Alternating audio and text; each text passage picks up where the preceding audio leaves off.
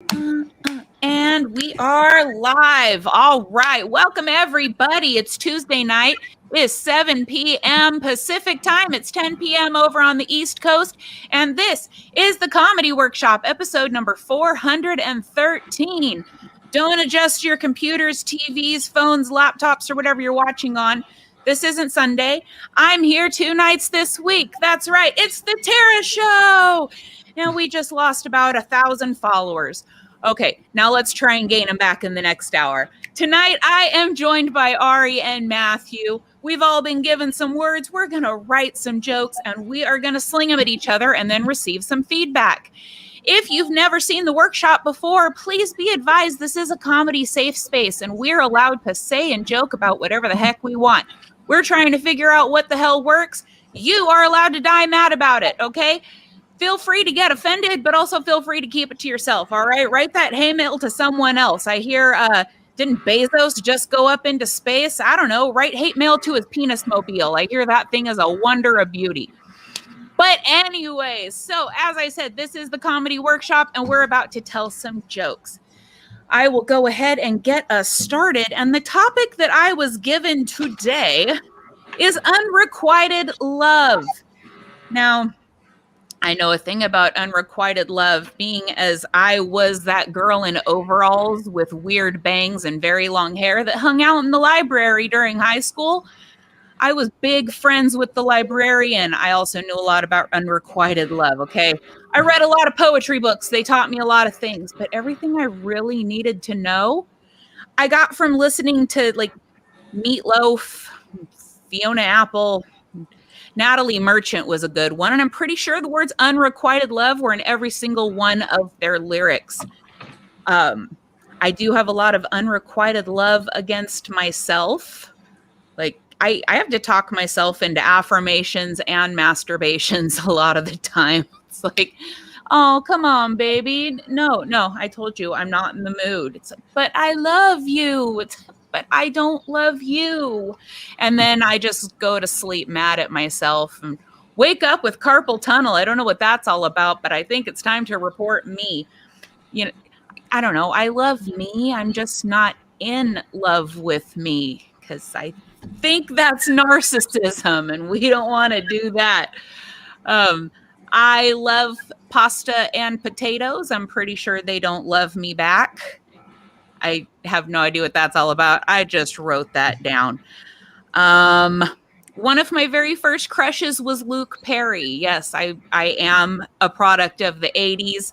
I was reaching that adolescence in the 90s, and Luke Perry was the thing, man. I was totes in love with him. I lined up outside of my high school, outside of the shopping mall just to get an autograph. I professed my love, and that shit was unrequited. And guess what? Now he's dead. So I am never going to get closure on this. So Luke Perry, if you're not watching from heaven, I love you, and I'm still waiting for you to tell me you love me back. That is literally all I wrote. I didn't even time myself because that is how good I'm doing at hosting tonight. We got no timer. We got about 3 minutes of jokes, and now we're going to take it on over to feedback. Ari, we're going to start with you. Go ahead and give me whatever feedback you got there, sir. I think spinning the set towards, I guess, like personal, just kind of like directing it at yourself, unrequited like love towards yourself. I feel like that's a good take on it. It's a good direction. The Luke Perry story, that feels personal too, so it feels like, a good thing to tap into. I mean, have you had more personal instances of it? Something a little bit like kind of vulnerable, Oh yeah, absolutely. Of course, I like just wrote this, so Yeah. Had I been professional and actually taken more time to put a set together, we could have all kinds of personal stuff, because I don't know if you're familiar with my comedy, but it is very, very overshared and revealing. Well, that's what I love. Yeah, so I would have loved to have gone there a little bit. I feel like when it comes to watching people perform comedy, it's kind of like you're laughing at their lives in a way, or like them, but also the people's lives, or laughing with them ideally. So yeah, I think overall for not having too much time to write it, I feel like there's a lot of good moves in there. So that's what I got. Awesome. Thank you very much. Any more feedback from you before we move it over to Matthew? I'm good. Cool. Matthew, hit me. Well, don't hit me. What feedback do you have? Could you actually repeat the Luke Bryan part of the joke? I'm sorry. I have no idea who Luke Bryan is, but Luke Perry was the shit in the early. Yeah, Luke Perry. And little known fact, my son Dylan is in a roundabout way named after Dylan McKay, who was his character on Beverly Hills 90210. But I spelled Dylan in a totally weird way because it was 2002. It was a lawless wasteland and we were all doing it. He's got 2 middle names too. You want to talk about his therapy bills? Let's go. But no, the Luke Perry thing, literally all I have written here is Luke Perry and now he's dead. But back in 1991, when I was 10 years old, I stood in line at the Valley Plaza Mall just to get his autograph. And I was going to tell him how much I loved him. And I thoroughly believed in my 10-year-old brain that he was going to repeat those words back to me like, I love you, Tara. Let's move to my house in 90210. And you can go to West Beverly High, even though you're in 5th grade. And I believed this shit. And it never happened. And so that is fully unrequited. And now what happened? He was playing some dude's dad on Riverdale, and then he died. And he never told me that he loved me back. So, yeah. Yeah. I think it's not repeated, but that's kind of what I meant to say.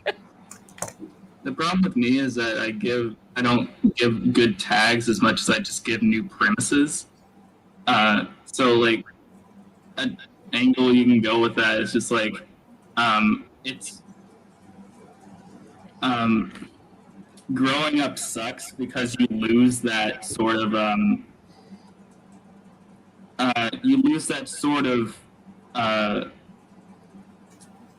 thing where like you were describing how like you imagined all this stuff, it's wishful scenarios and everything like that, and it's I'm just trying to think of like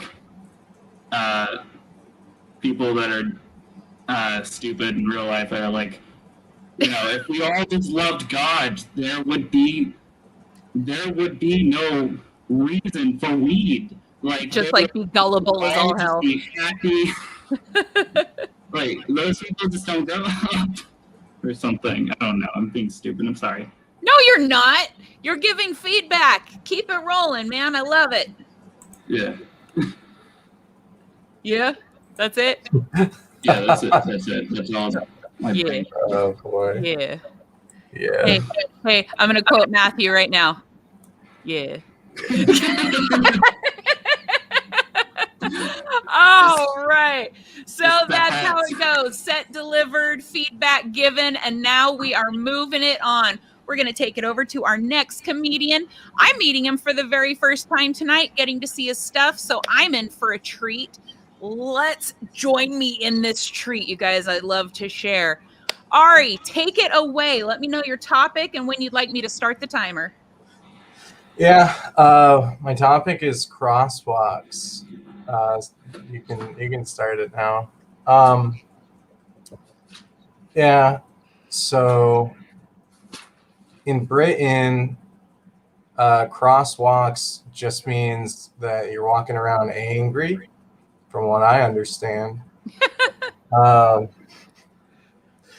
Yeah, so I mean, like, how much can you really say about crosswalks, really? Like, as a driver, for some reason, I always love to joke about hitting people at crosswalks. In a really just casual, nonchalant way, like, oh, I can totally pancake this guy. oh man, I could smush this one.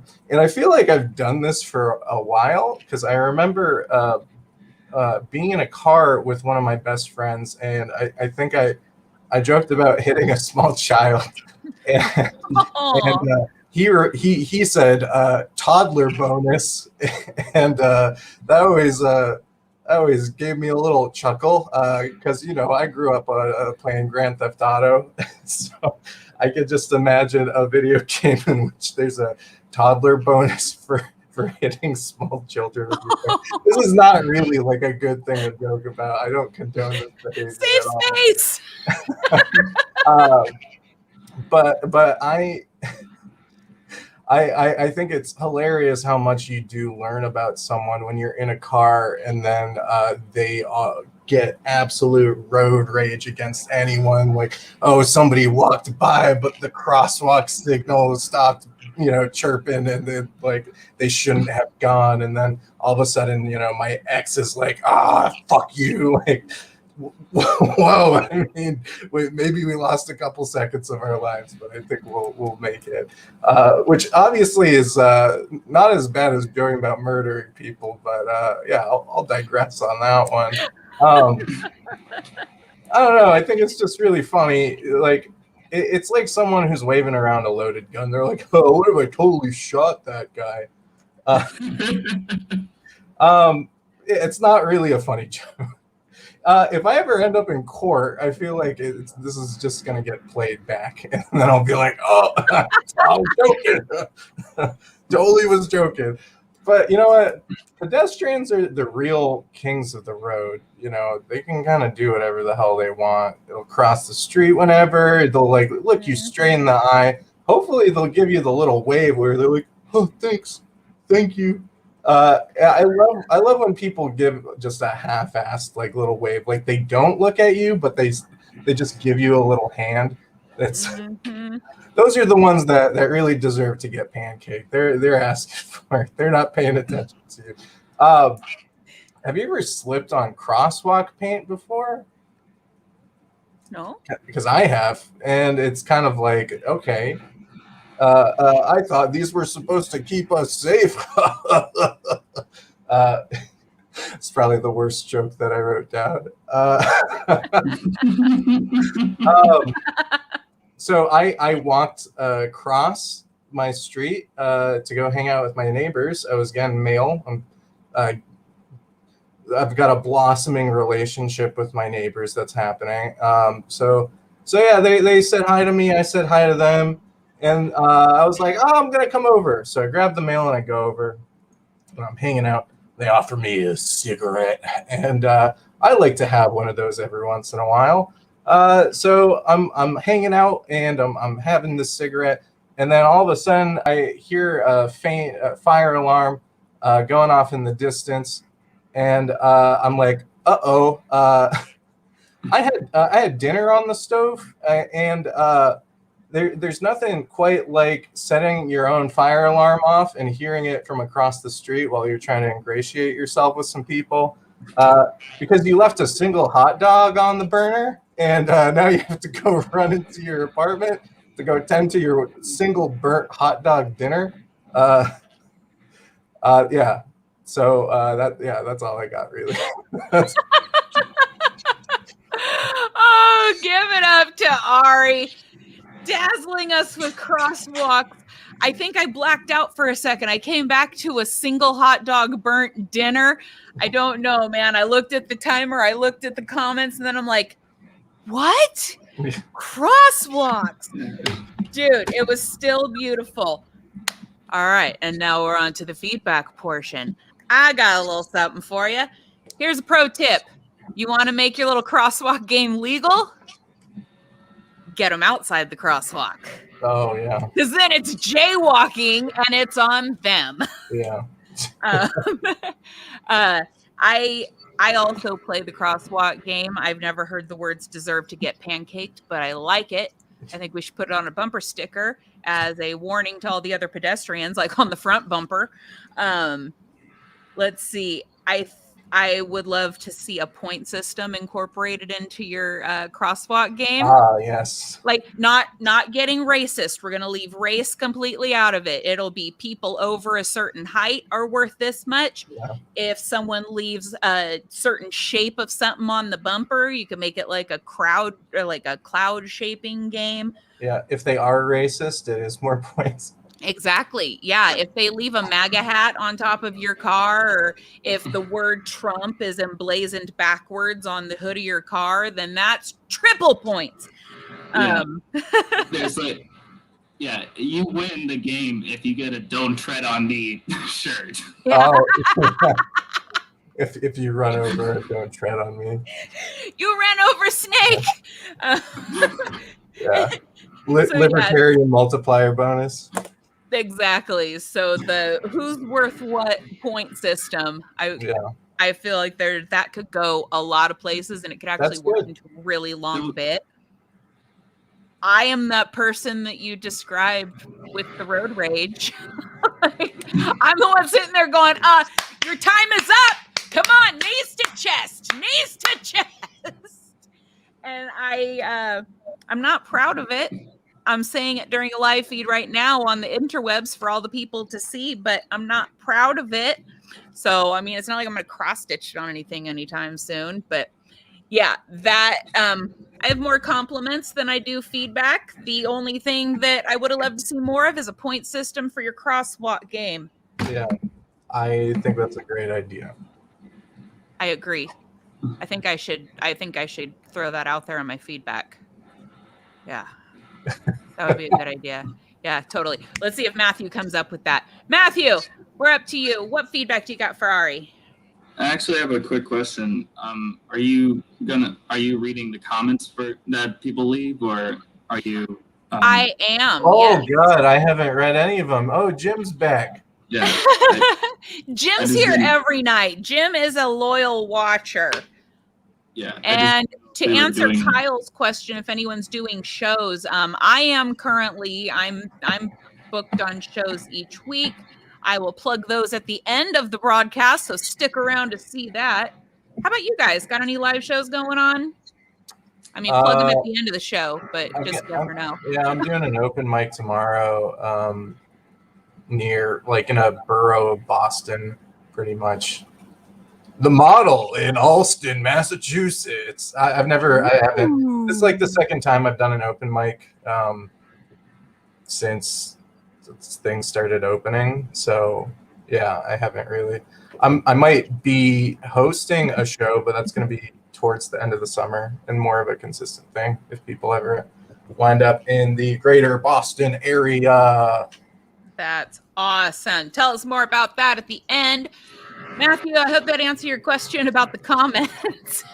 I was just actually asking you, like, if we were going to address them out loud, or if we were just reading them silently, or what we were doing.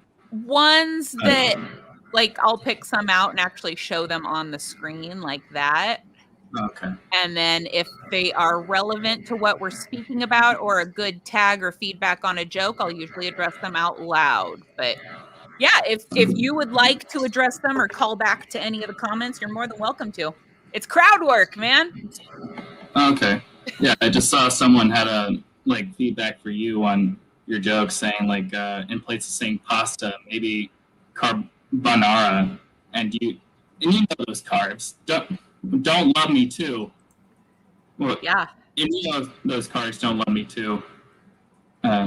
I don't know. Carbs love me so much they never leave. Like, I eat them, they move in. It's like a lesbian with a U-Haul. Ayo! All right. Matthew, let's do some feedback on the jokes that Ari told. What do you got? Okay, well, I don't know if you guys know this, but Florida law, they actually have it to where you can legally run over anyone protesting. Oh? Yeah, so that's kind of worrying, but so I think maybe you can address that and be like, I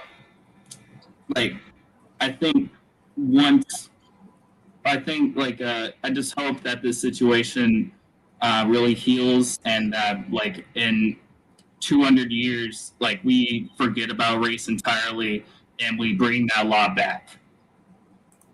Because I got some terrible road rage. But yeah, there's a I thought about how when you said they slip on the paint, I just imagined someone like walking in front of your car and then suddenly disappearing because they're hidden by the dashboard. Wait. Repeat that. Like you talked about someone slipping on the crosswalk paint. Yeah. Imagine someone walking in front of your car and then suddenly disappearing behind the dashboard. So you can't see where they are.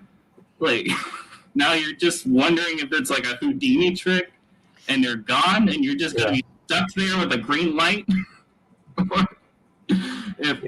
Someone does the elevator, the little like elevator step down, like or escalator, I should say.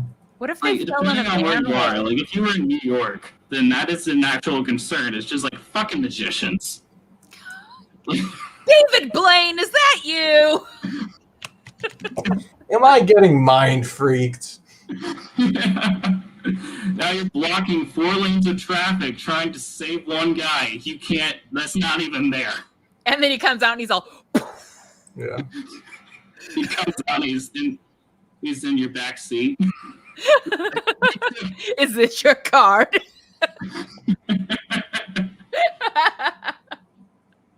You're 20 minutes late for your date. You know that? Oh my god. And you brought a third wheel. I'm only remembering these things because I'm writing them down. The last thing is, when you were talking about those thoughts you have, we all have those thoughts. You're just saying them out loud.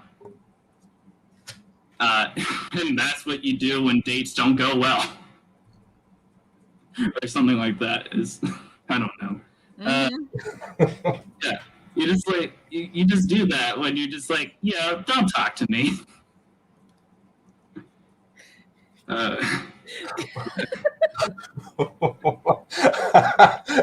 At some point, I feel like my brain clicked off. Like, I'm not sure I follow what we're talking about, but I think it's. Oh, I meant like when. Okay, sorry. You were going on about how like you sometimes have these thoughts like, man, I can just fucking slam into this person and like decapitate them right now with my wheels, like, or you didn't do it like that. You said pancake. That was kind of innocent. I just did something really weird and hardcore. Sorry. You do that, but it's always the ones that look safe that we really got to worry about. Yeah. I know. It doesn't look. It doesn't help that I look like I just graduated. Honestly, asylum. I've had a joke before that did reference like decapitation videos, so like that's fine. We can go there. We can do it. Yeah, no, I meant like I don't know why my mind went to that, but it's just like you think of some terrible things just sometimes. It's like, if you see a baby in a stroller, you're just like, what if this woman just like veers off and then like the baby stroller is just still rolling. Like now I've got my chance. They're terrible. But like it just for some reason like I thought like why are you saying this? And I just wrote down like you just say it out. What everybody thinks this. You're just saying it out loud. Yeah. I don't know. And then Matthew's gonna keep saying it in 4 different ways and thoroughly creep this episode's gonna be featured on an episode of Forensic Files. They're gonna be like, and his friends had no idea that he had already killed 4 people that day. And I'm gonna fall asleep before the episode's even over because that guy's voice is just fucking majestic. And here's Matthew with bodies in the freezer, and he's telling us how he did it. In the crosswalk, man. Chick with a stroller. 2 people, 1 hit. Bing, bang, boom. Follow Matthew Swakis for more life hacks. I mean...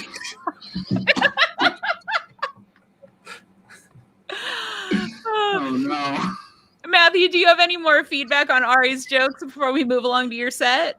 No, I don't. All right.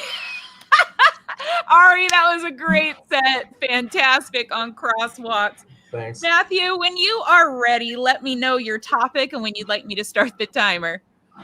I am ready, and my topic is vertical leap. Yeah, so I'm 5'7.5", which is scientifically means I'm short. And according to most people I talk to, and I don't know, it's like I don't get why we use height as like a major thing, especially on dating apps. Like, you get height does not tell you shit about like how good you are at dating.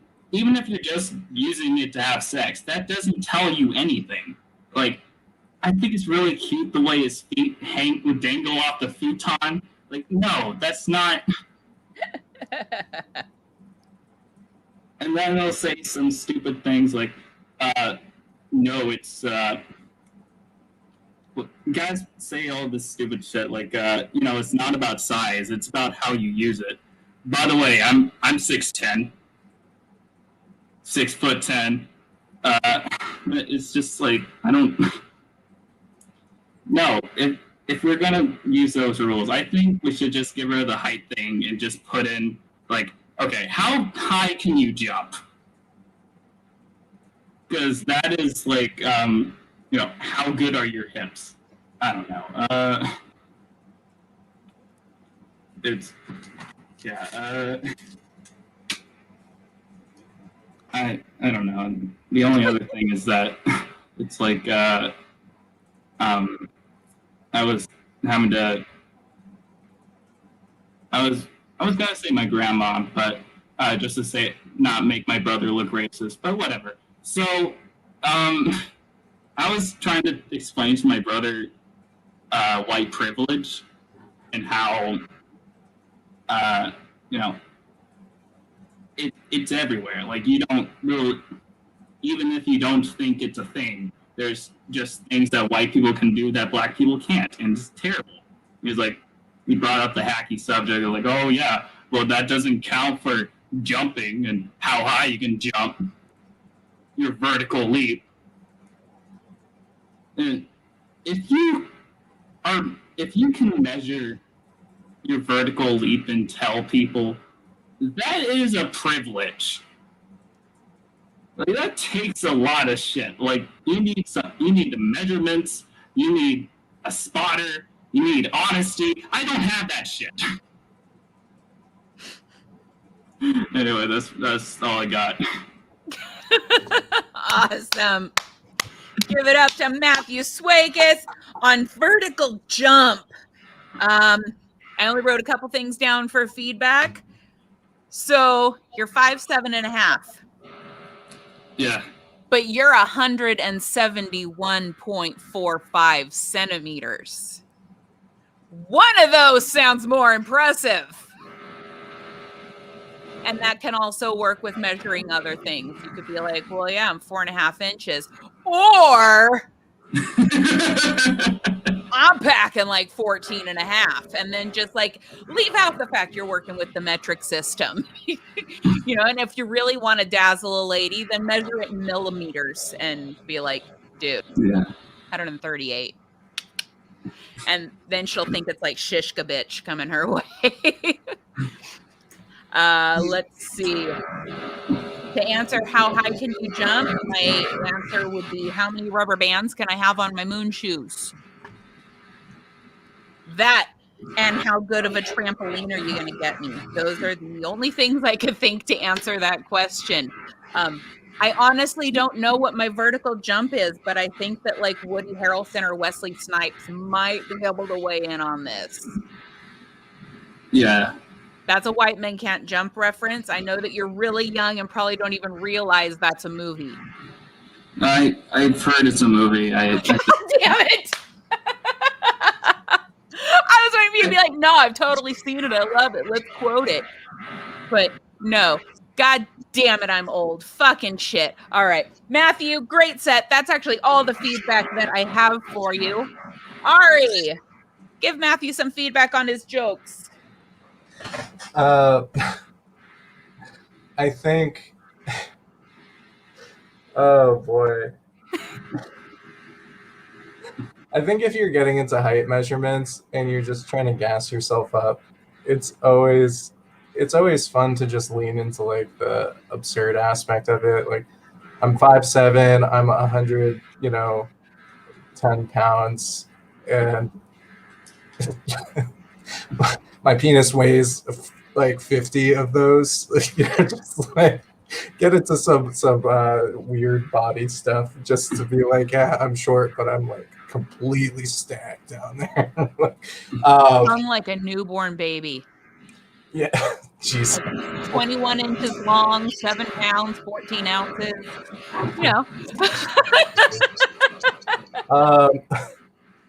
I think when you're going into like dating territory, when you were talking about the joke about measuring someone's like jump or whatever, I feel like contextualizing that with a sort of like maybe real world example of like why someone would need to have a high vertical leap. So it'd be like, yeah, I need to know if I'm ever, breaking out of like a Mexican cartel like ransom environment that one of us is going to be able to hop the wall and go steal the car or whatever. Some if wolves are chasing us in the wilderness, some kind of like survival type scenario where it's like now in the event that we're falling out of the helicopter and I have to jump to safety and onto a cliff or something, it's like, is it worth the effort? Do you have weak knees? So I feel like something like that just opens the road to then looking at dating, because obviously people look at dating from a perspective of I don't know, liking someone and then spending a lot of time with them. So I think like then setting up a scenario that leads to like a tangent into talking about I don't know, like someone who's really into like survivalist type shit because the world is gonna crumble. So it's like, yeah, I need my partner to run like a 6-minute mile. I need them to have a vertical jump of at least 12.7 feet, because otherwise, like, we're just not gonna make it. It's not gonna happen. World's gonna fall apart, and I just can't have that anymore. Like a weird doomsday prepper kind of vibe.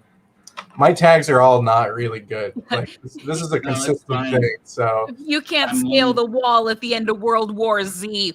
We're done. It's over. I'm only like remembering the fact that I had like something I wrote down. I didn't write down, but I was just like, no, I'm gonna lead into this, but because I just realized my hat's backwards and I look like someone that would keep track of how high he can jump. Watch this, bro. Watch this. Watch. Yeah, just like, yo, I'm only 3 inches short of the junior high basketball team. Like, I feel like this specific prompt definitely leads well into like basketball related things. Like, yeah, I can dunk, on those small childhood like basketball hoops. I'll absolutely destroy any toddler at dunking.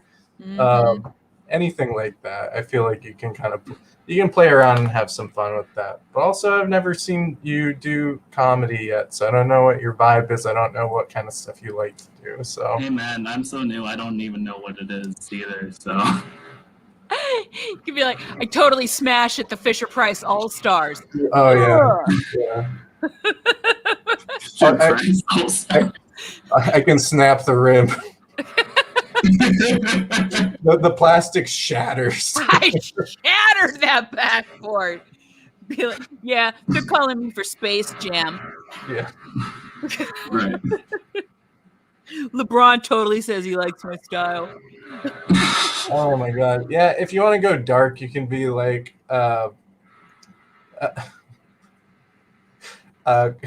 Kobe took a vertical leap to heaven.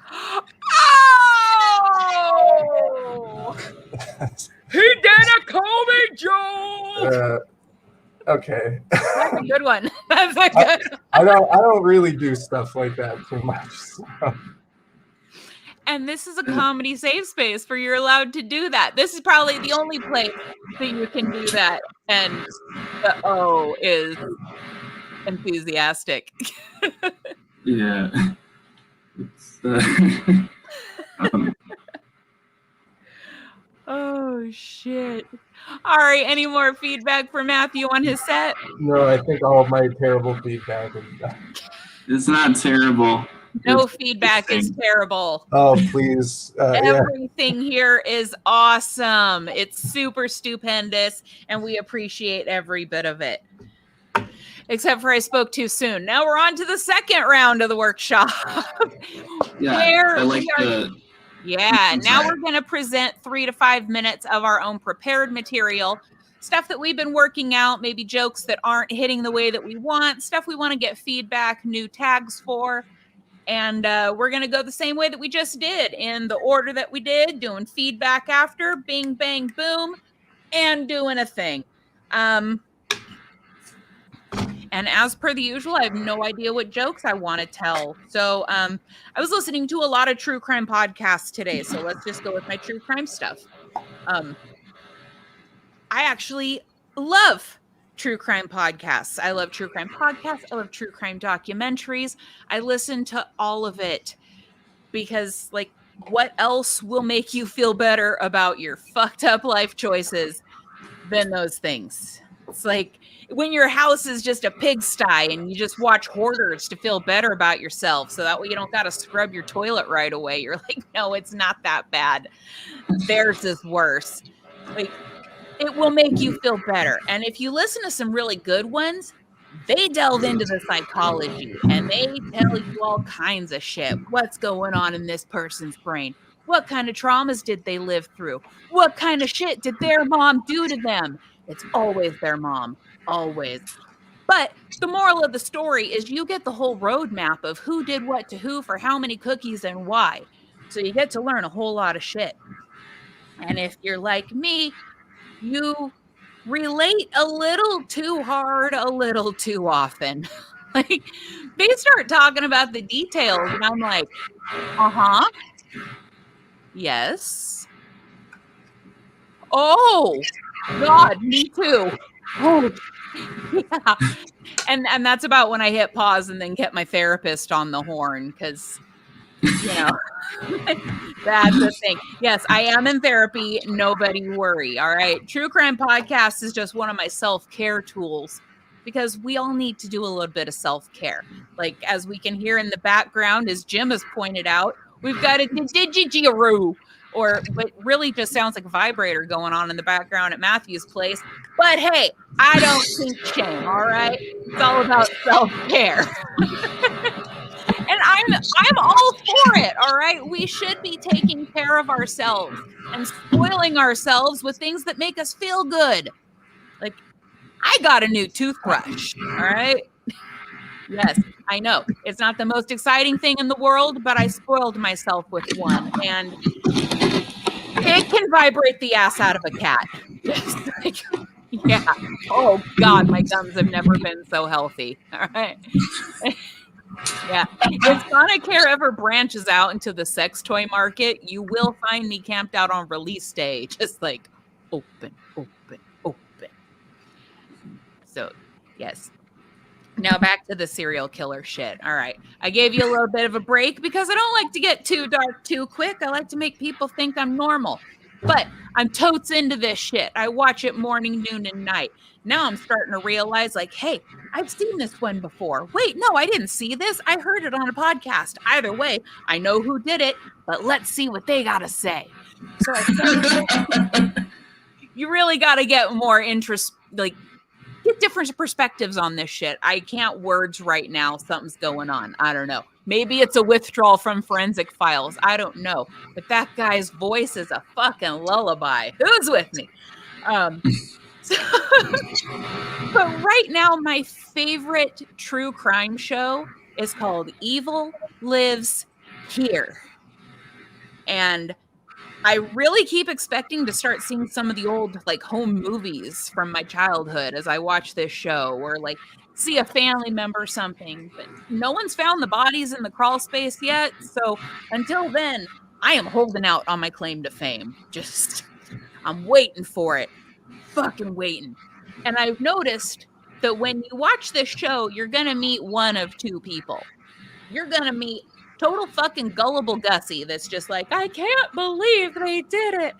Oh, he was such a perfect gentleman, such a great husband. I loved him dearly. We had a dog. Or you're going to meet the one that's like, I fucking told you they were evil. I told you from the minute that my wife spit him out of her goddamn womb, this kid was just hell on wheels. And I'm like, he's going to fucking kill somebody one day. Where's the cat? And then here we go. You'd all found 4 bodies underneath the house. And I told you, put him in jail. Give him the death penalty. If you don't kill him, I fucking will. Let me at him. Let me at him. And there's only those 2 people. I have yet to see the third, which is one of my siblings. I don't know. This joke right here, I can't get that fucking third one. So that's why I brought it here to you guys. Help me round the punchline. Who's that third person that we see on Evil Lives Here? And that's it. That's 5 minutes on the dot. Turning it over to y'all for the feedback. I feel like the third person just doesn't want to be there at all. they're just like, yeah, I saw it. Like Yeah. I No, don't know why people keep having Southern accents, but it's like that's where all the fucked up shit happens, right? some of these people are in like Connecticut, and like I don't know what accent Connecticut has, so it's all Southern to me. I was about to say, like, what dark stuff happens in Connecticut? And I thought, well, okay, no, a lot of dark stuff happens in Connecticut. Oh, yeah. I actually just listened to a cults podcast of some brother Josiah or whatever in some Connecticut cult. It gets pretty cray there, man. It seems wholesome, but it is not. Yeah, no, I thought of a particularly famous school shooting. So I was like, oh, wait, never mind, back off.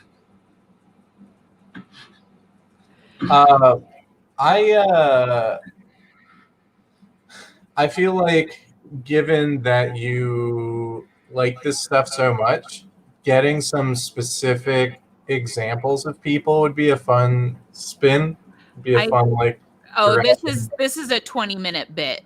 I just plucked like a 3-minute bit and like a 2-minute bit from somewhere else. So okay. Like the Evil Lives Here one is newer, but it goes with a 20-minute set that's already existing. One of the tags that I wrote is the closest I'll get to my true crime shows is actually fucking my child up. Like just being a bad parent. I have a similar joke where I actually use some of my, like, I feed from true crime to therapy, and then I go into talking about my kids, where it's like, and you'll be happy to hear I'm fucking up the next generation. So, like, I do already have a Yeah. part where I nod to that. Unfortunately, here you're only getting 5 minutes of like forever stuff I've written. Yeah. I like it. I'm sorry, is that the end of your feedback? I feel like we were just kind of popcorning for a little bit, so We've got such a small circle tonight. I don't even care about form. we're not stepping over each other. Okay. Well, I got like 3 things. One, I think you should have a tangent on the mother thing because, like, just to give it a little bit more of a pop of just like, oh, I'm sorry, did I not pack your fucking lunches enough? Now you have to cut a bitch? Like, what? Yeah. Like, something like that. I don't know. Just like, did mommy not love you enough? It's stupid. It's like your dad could be like, dad's like the standards are so bad. It's like your dad. Oh yeah, he was just there. But my mother. Oh my gosh, she like sometimes it seemed like she didn't love me. Like yeah, because you're fucking terrible. You are only caring about her and hanging on her leg this entire day. She doesn't want anything to do with you. She's worked 3 jobs, and now she doesn't want to see your face. Something like that. I don't know. It is always like, being that I watch and listen to so much of this, the pattern is usually like the mothers that loved their little boys too much, where it's like, he's perfect, he's an angel, and the boys that are like, my mother's my best friend, like the Norman Bates syndrome. Like every time I ask my son if he wants to hang out, I'll be like, hey, you want to go see a movie? Do you want to go to the beach? He'll be like, are you trying to make a serial killer? Yeah. Like, you're allowed to hang out with your mom, okay? It's not one or the other. Yeah. I keep on giving my son small animals to kill, and it just isn't happening. I'm just gonna have to open a petting zoo. Yeah. He just like cautions you every time like you want to go to the mall together or something. I don't know, but the boy's best friend is his mother. The second thing I have is that I've actually gone to therapy before, and like it was a day that I woke up and I felt good for no fucking reason, and so I didn't have a lot of problems to talk about. So you can say like you can just add in something like, yeah, in case like I have one of those days where I don't think I have any problems. I'm like, you gotta find some shit. Just like I'll just start telling him about the podcast. We'll live vicariously through someone else's fucked up life. Yeah, or you just like it's kind of like going on to a mic and not having any material. Like shit, what am I gonna talk about? So you just pop one in. You're like, oh, yeah, no, same. I got it. But the last thing I got is that you might be looking for the third person. The one guy that's just like, wait, Brian killed somebody? I think you just cracked it. The oblivious guy. Yeah. Okay. My mind just went to a whole bunch of places. Like, dude doesn't realize there's a crime investigation team there. Like, walk past the yellow tape, and then he's being interviewed, and he's like, oh, wait a minute. I thought this was intervention. I thought they were fixing the dryer finally. I think Matthew just found the third person. All right, so oblivious guy. Yeah. Just like I thought Donna just went on a fishing trip. I saw them in a boat together, but she fell in the water. She didn't swim. She just kind of sank. I thought they were playing a game. Yeah, like okay, so oblivious guy is more on the show like Fear Thy Neighbor, which I'm not sure if anyone's got their Discovery Plus subscription, but totes great shows. Anyway, Oblivious Guy is a guy. Like, this is a thing. Gullible Chick is a chick. And just the other night, I watched one where the kid's own dad was like, just kill him already. He doesn't need to live anymore. And I'm like, oh, this is some serious shit. And then I'm like, okay, now we can categorize these people. And damn it, Matthew, you're a genius. You heard it here first, folks. Matthew Swakis, genius. IQ levels of 174. Book him for your next outdoor comedy show. It's only because it's like I thought like what is like the similar thing. It's like it's because like everybody it's the same thing how like everybody on the internet automatically has an opinion about something. It's like I knew it from fucking day one. They're like, I had no idea. There's no way. I thought they were so nice. This is just like, really? What happened? Mom's dead. When did this? 5 years ago? The fuck? No one told me. Is this what happened at Thanksgiving? I thought you guys were just mad at me. Yeah, or even just like a conversation between them. Like, I told you they were up to no good. Like, woman, you're always talking about some stuff. Like, yeah, he has grocery bags. He's got trash bags. He's got a lot of trash bags some days. And some in them. I don't know what's going on. Oh, son of a bitch. I see this. Oh, I see this bit going so many places now that they're okay. Well, yeah. Thank you so much for that. And Ari, we're going to be giving kids some animals and hope that they die, because I just got a premise and that tag on that. This is why we do the comedy workshop. Holy crap. Oh, lightning in a bottle. Miracles are happening tonight. I think baby comedians are getting their wings or some shit.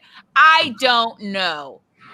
Before we move on, though, is there any more feedback from either of you gentlemen?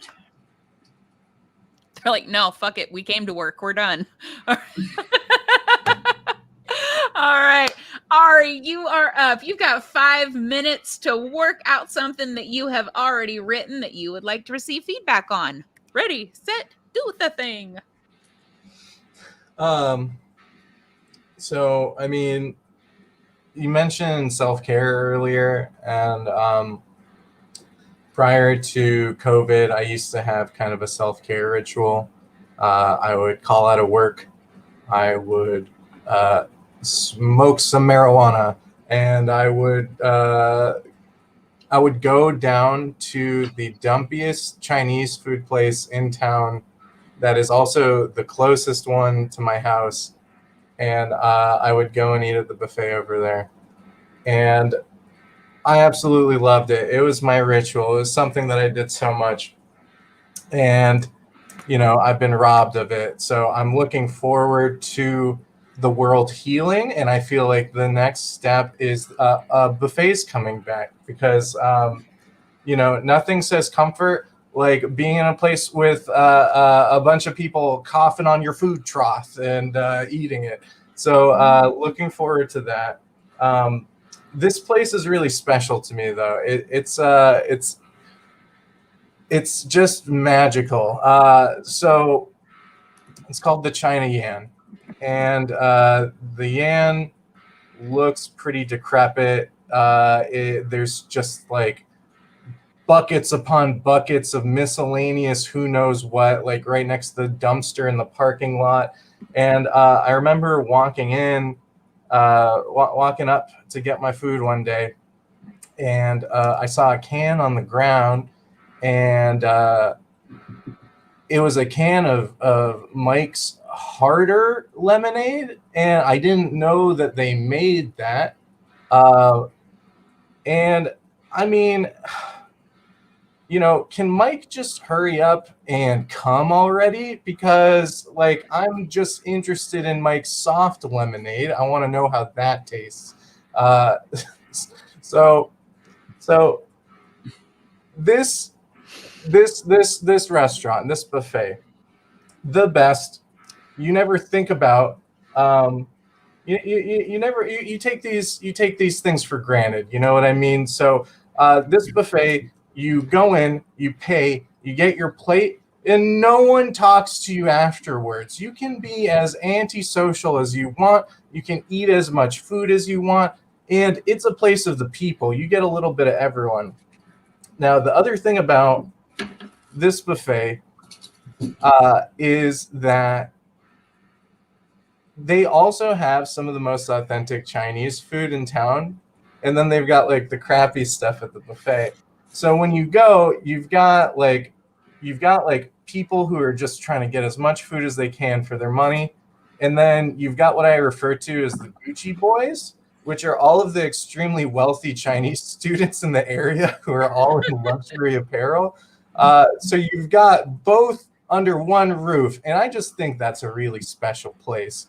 And I miss the Gucci boys dearly. I loved dining next to them. I loved looking disheveled and sweaty and gross and shoving crab rangoons in my mouth. I'd like to think that they feel the same way. I think the Gucci boys miss me too.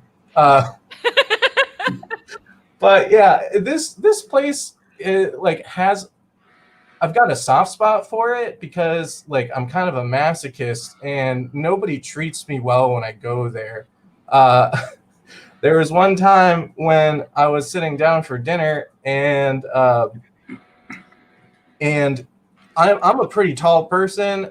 Sometimes I put my knee down on the chair first so I can ease my fat ass onto the seat. And what happened this time was there was an exposed nail, and I ripped my jeans. I ripped a perfectly good pair of jeans on my way to sit down. So, the owner is coming. The owner is like helping give us our dishes and whatnot. And I was like, I'll take a moment just to let him know. I don't want anyone else to rip their pants on the seat.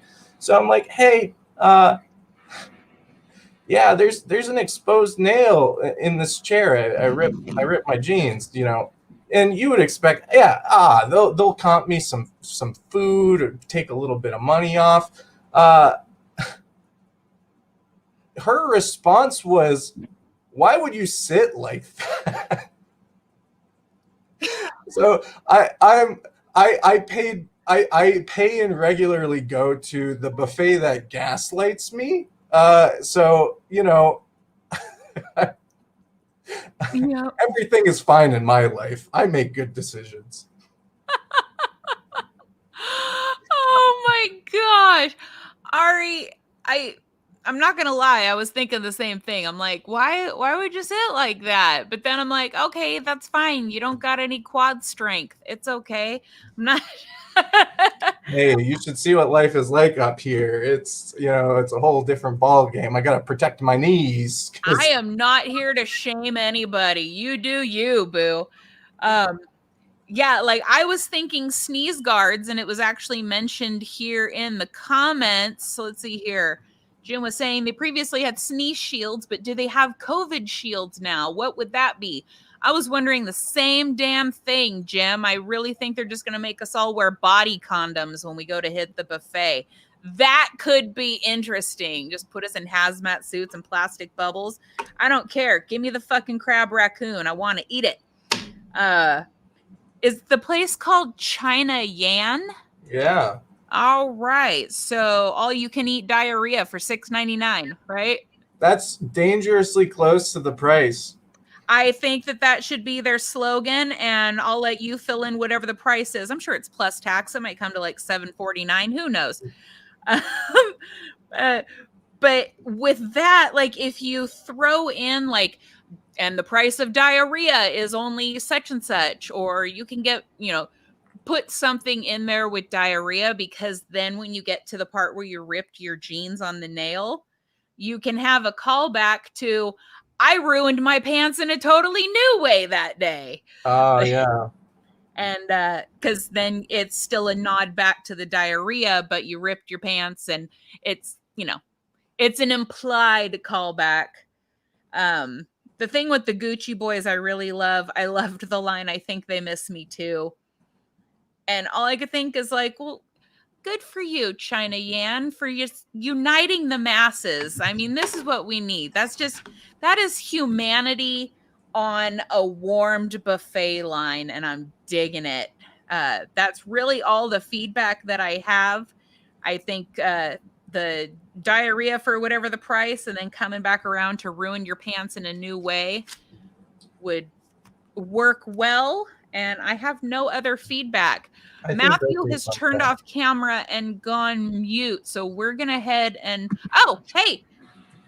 Yeah, I'm so sorry. That You're okay. Complications. Yeah, I'm so sorry. That's totally fine. Did you happen to catch any of Ari's set to give feedback for it? Yeah. The only thing I got was sorry, I missed like half of it, but like the only thing I got was like how you said like the different people intermingling in the Chinese restaurant, and just the irony of you saying like, wow, isn't this America? Just people mixing together. At the Chinese buffet. Rich Chinese people and then everyone else. It's America. Yeah, just like Dream. It's such a melting pot. Yeah, honestly, that's not a terrible way to spin it. That sounds like a backhanded compliment, but it's just more in the sense of like, China isn't terribly rich, but there's obviously a lot of rich Chinese people at the same time. Like, I mean, they made a movie about it. That's, yeah. I just meant more like the intermingling. It's just like, we're all just eating the same things together. Wow, isn't this America? It's a melting pot around the hot pot. Yeah. Just very specific circumstances where people that are similarly related are not really seen together until these moments. I'm now picturing all the different kinds of people that you'd see at the Chinese buffet on a Sunday afternoon. Yeah, that could go places. You've got the screaming families with young children. You've got like construction workers. You've got I feel like I was in there once and there was potentially like maybe undocumented workers and police people in at the same time. Cut the tension with a knife. I could just tell that they did not want to make any eye contact at all. Like, they're like, oh boy. Just eat your chow mein and get on with it. I didn't realize how much I missed Chinese buffets until you did your set, Ari. I've got a real soft spot for them. I miss it. I went to the place that I went to that I mentioned earlier. Apparently has a buffet. It's the first time I'd been there, and there was no buffet. But you just look at it and you're like, oh yeah, remember those? Remember when I could try a bunch of stuff here and know if I like this place or not, and instead now I have to piecemeal order things and be like, do we give it another shot? Mm-hmm. Any more feedback coming from you, Matthew? No, unfortunately. I'm so sorry about all that. That's okay, buddy. Totally cool. Because now it's time for you to do your set so we can wrap it all up. You can get on to life. Like, yeah, it's true. Sorry, I just had a knock at my door, and just having to deal with like family because just a bunch of stuff. I don't know. Families suck, man. Put them in the crawl space. Yeah, I don't want to talk about my problems too much because I hate it when I talk about my problems and then people come at me with theirs. Like, this is not what I was asking for. I'm not paying you in Facebook likes for this kind of treatment. I almost felt like we just immediately started going into a set. I'm like, is this a set? Should I start the timer? I'm sorry, I forgot. That's what I meant to do. All right, I'm gonna start the timer, Matthew. You tell jokes. Yeah. Yeah. I hate it when I'm talking about my problems with other people and they come at me with theirs. Like, I'm not paying you in Facebook likes for this kind of treatment. Yeah, it doesn't work as well, but it's fine. It's just funny because you're having to hear it again and then pretend to be surprised. Just like, yeah. It's like, whoa, how did you think of that? I've never heard that before. This is new information. Yeah. When he said it at that time, it really got me. Mm-hmm. Yeah, thanks for heckling. Anyway, so, like, I don't know. I hate having close friends like that. Like, I already have to put up with so much. The algorithm thinks we're closer than we actually are. So I'm having to see my coworkers' faces on TikTok and their weird dancing videos. Like, or their inspirational messages for people in need. Like, Brian, no one cares about your dream board and boat. Like, I don't know. I have a problem with like comparing myself to people because like my girlfriend's funnier than me. You can tell, but like, I can't make her laugh at anything. But like some of the shit she tells me, just like it sounds like it was pre-written. Like, hey, you know how your sister is afraid of birds? Yeah, this is weirdly specific, but go on. Yeah, I just thought, like, what if we had a parakeet and just like introduce them on her birthday? Just swings around the corner. You enjoy yourself, right? Have you met Rufus? How to explain this better? I don't know. She points out some of the worst things about myself. Like, she thinks I'm psychopathic because I didn't realize this, but there are times when I'm laughing and then I immediately just drop it and go to a straight face. Like, I don't know what's going on with me. It's a mess. I don't know. Like,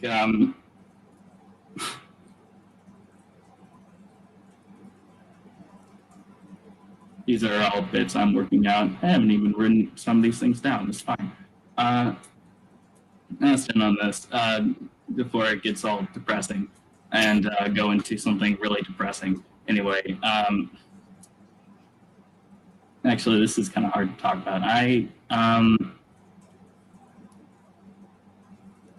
school is hard because everything just felt really awkward, especially because I went to high school when Parkland happened. And it was just hard to want to go there anymore because I was the quiet kid. And you can't be that anymore. See, fuck.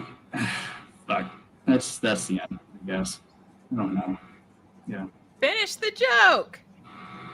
That's the thing. It's like some people really start laughing at that because I guess they just see the joke, but I can't fucking find it. It's my God. So if people are laughing before you hit your punchline, because a great way to get a laugh is to cut them off and be like, don't get ahead of me. Like, you can actually steal your punchline back with a half a punchline by telling people like, hey, I'm getting there. Yeah. So you could actually buy yourself some time with that. I've had other stuff before, but they just like never hit hard like that does for some reason. Like comics love that. Normal people in audiences don't really get that because it's like they don't connect Quiet Kid with school shooter and like Yeah. I feel like I've got a potential tag for that. So if the like a heighten, so that if people do start to laugh before you hit your punchline, that so could you just read the joke like flat, just flat? I'm so stupid because I didn't even write it down initially. Okay, I remember it anyway. So you're like, hey, it's hard to go to school because Parkland, and you can't be the quiet kid anymore. So if people are laughing a little bit beforehand, you can almost have like, you don't have to run this necessarily like every time, but you can be like, it's just like, guys, I haven't done anything yet. You know what I mean? I say as I adjust my trench coat. Well, it's maybe because I found something I actually did write down. It I used to preference it with like, there's been a lot of mass shootings in the news, and it's just been hard because I went to high school when Parkland happened, and it was just really hard because I was the quiet kid. And just like that awkwardness kind of does that, I guess. I don't know. Okay. I just gotta say, so what year did Parkland happen? Was that 2018, 2017? I think so. Yeah. Okay, so I'm old as fuck. My senior year was when Columbine happened. Yeah, both of your faces just now went like, oh. Was, how old are you? I'm 40. We just had like a one-off event. We had like a bunch of stuff happening. Well, thank you. How old are you, Matthew? I am 22. Not 22. What the fuck is wrong with me? I am 20, and in 1 month I'm going to be 21. Woo! Okay. Nice. Yeah. So, okay, I'm gonna take this in a slightly different direction in terms of like feedback, because like it was kind of briefly mentioned earlier, and I think it is like an important thing to like understand, which is, you talked about how you're not even quite sure what your voice is yet, and I think that's completely fine when it comes to comedy.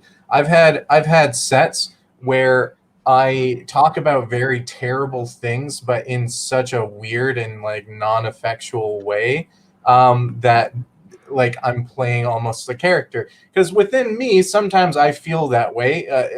You're talking about like a psychopathic or like kind of sociopathic behavior. Also, we've got a group of people that are all either in or have done therapy before. So, yeah, I've sometimes struggled to like feel things. I've felt similarly about myself before. Really, that's just like the result of consequences of my life and what I went through and experienced. So this is a long roundabout way to talk about like the voice that I was hearing here, which to me did feel somewhat like vulnerable and interesting, and like engaging. And I feel like that you got nervous. I'm not someone that typically does laugh really hard during these. Maybe part of that is because I don't get to feel everything all the time. It's just not how my brain works right now. But I felt engaged by you. I think that what you were talking about was interesting. And I think that you can even lean into your discomfort a little bit. You embrace it. You did this thing consistently when you were performing, which was you would lose a bit of confidence, and then you would go like, I don't know. And I feel like if you say some really heinous shit and then you wrap it up with like I don't know. Like, and just kind of like just embrace that like kind of you have this quality of how you're presenting your stuff that I think when you see and embrace that, you will find your voice within it, and you can find multiple voices, and you can, as you get comfortable, that might change and whatever. But if that's where you're at right now, it's most authentic for you to embrace that in the aspect of performing and not just joke writing. That I think will help you out. So that's the type of feedback that I give. I think that's wonderful feedback. Ari makes great points. Own your awkward. As my friend Andy Vargo would say, own your awkward. Like, yeah, because that is actually a great way to get away with some really dark shit. Like, you could sneak some super low hanging fruit or some deep gallows humor into your set and get away with it if you're just like, or whatever, and then move on to the next thing. Like, get awkward in it, let the audience get awkward, and then you get an even bigger laugh from it. So yeah, Ari, that is a fantastic point to make. Wonderful feedback. Matt, great set. Matthew Mominous, Matthew, super early birthday boy. I can't believe you're gonna be 21. Oh. Yeah. Let's see. Matthew, I echo. You know what? I'm going to throw this up here because Jim's got a good comment here to piggyback off of what Ari said. He echoes Ari's comments. You are very likable, and that will help you so much on stage. You need a little more focus and confidence. You're off to a great start.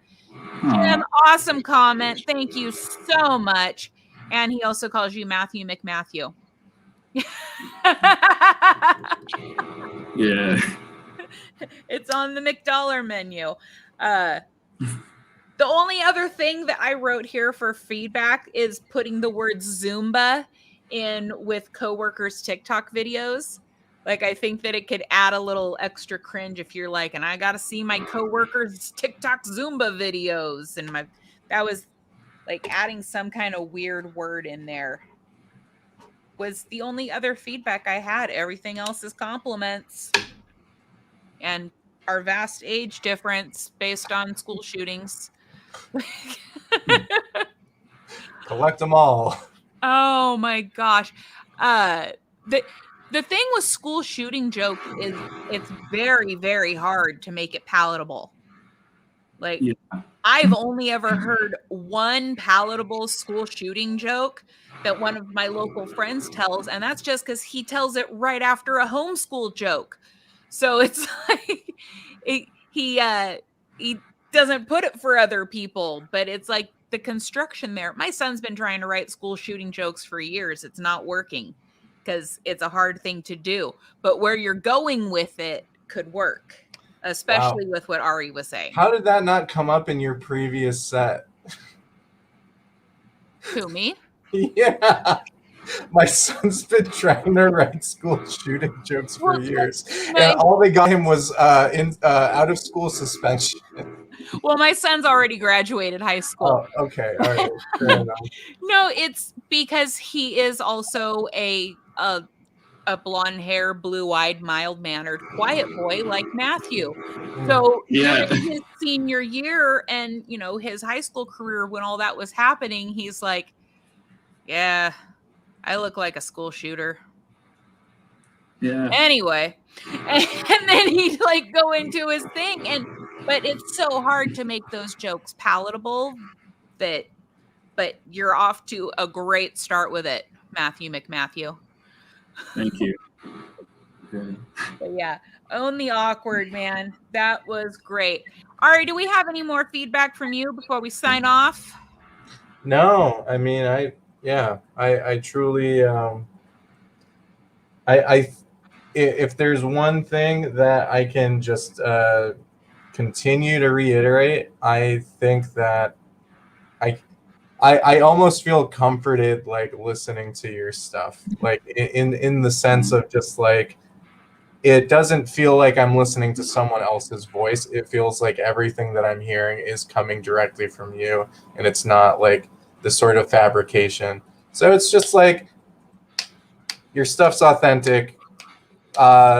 Just continue to show that love to yourself and do whatever is like, just keep it up. Keep it up is what I'm saying. That's actually the first time I've heard that. Yeah. Keep it up? No. I mean that too, but like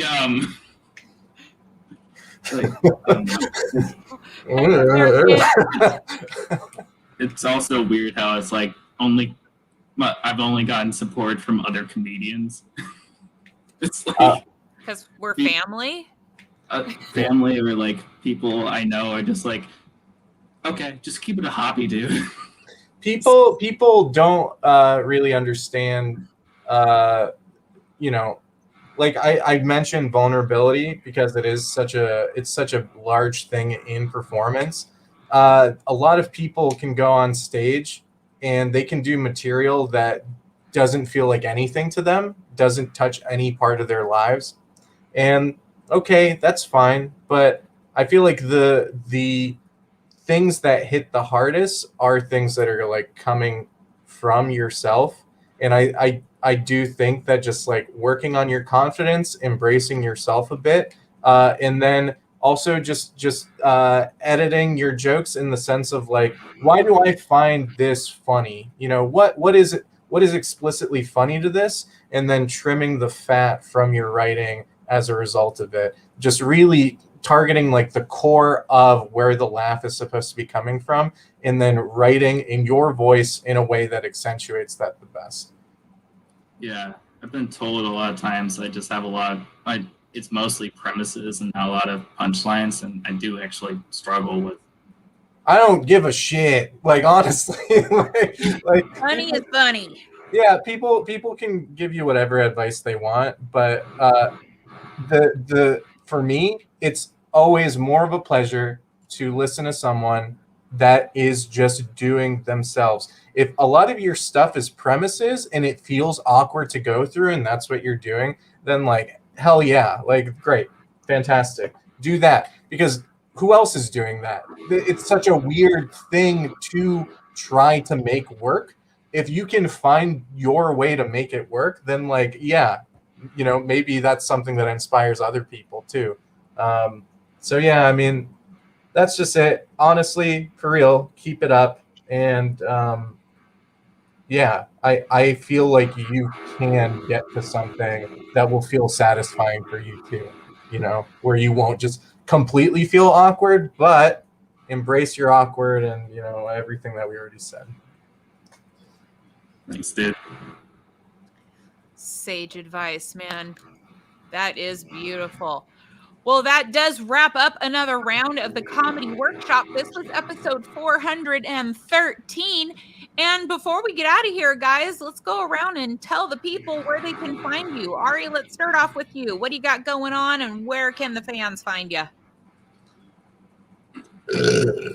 That is awesome.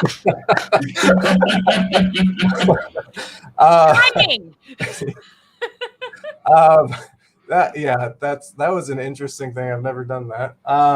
So I've got that Instagram. I don't post anything there. I've got a different, I've got a personal one that you can follow. Mostly, I just care about networking, just meeting people or whatever. But I'm doing an open mic in Alston tomorrow at the Model. I've never been there. This is the second time I've performed this season. Yeah, eventually I'll be doing shows at a little art space that I help run in town here in Dover, New Hampshire. So if anyone is in the greater Boston area and wants to drive to Dover and go eat China Yan with me, yeah, we're right next to the transportation center, so it's easy to get to. We do a lot of fun stuff. That's it. That's all I got. Awesome. Matthew, where can we find you? What do you got going on? Not much. You can follow my Instagram and Twitter. When I do post stuff there, it's Maddie Sway Comedy. The Y between Matt and Sway. And yeah, I'm trying to find time or a way to do live shows. I've never done a live show. And that I need to do that. I just also need to not have like a lot of problems, because like what had just happened was my mother, I think she's been drinking because of the stress, but she banged on my door, yelled at me because I apparently forgot that I just threw a bunch of towels out of a box, because everything's in fucking boxes, just to try and find some bed sheets. And I had to try and make my little brother's bed, and he is severely autistic, and he doesn't know how to handle stress or anxiety. So he was texting my mom about probably something along the lines of, "Hey, I want to kill myself," and he doesn't understand. Like not lingering on something until he's like, "Oh, yeah, I want to not have this problem anymore." Like it's fucking terrible. I don't know. I'm sorry. I came at you with my problems. I'm sorry. No. Okay, man. I'm Comedy, safe space. I'm telling you right now, like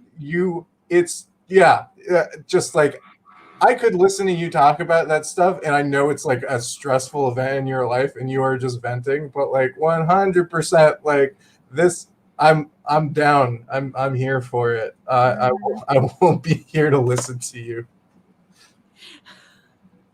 Yep. Thank you. No problem, Matthew. We love you. Thank you for being here on the workshop tonight. And before we head out, I'm Tara Christian Wiedner. You can find me on Instagram at Tara Christian Comedy. You can also follow me on Facebook, Loaded Relaxation Comedy. If you click the link in my bio for the link tree, that's where you can find all the shows and everything that I'm doing. I will be at Tea Time tomorrow night at Distant Worlds Coffee in Seattle. I'm going to be at Looking Glass Coffee in Snohomish, Washington on Thursday. I'll be doing a VR show on Friday night at 7 p.m. with Failed to Render. Catch me in Bothell, Washington at Decibel Brewing on Saturday at 8 p.m. Ticket link is in the link tree. And then come back here Sunday at 7 p.m. Pacific, 10 p.m. Eastern, where I will be hosting the workshop. So there we go. Follow me around, stalk me all week, if you will. Find the information on my link tree. But until then, stay funny. Keep writing. Thank you so much for joining us. Thank you for laughing with us. And Ari and Matthew, thank you so much for joining me tonight and sharing your jokes. I appreciate both of you, and I had a lot of fun. So thank you so much for being here. Thank you for watching the workshop, and we will see you next time. Bye, guys.